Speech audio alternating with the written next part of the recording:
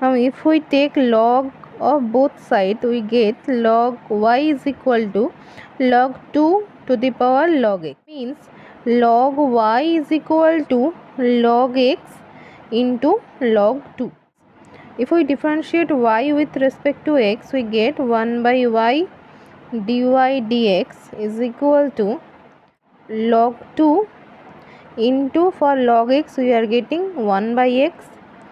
So that means dy dx is equal to y into log 2 into 1 by x, 2 to the power log x into log 2 divided by x.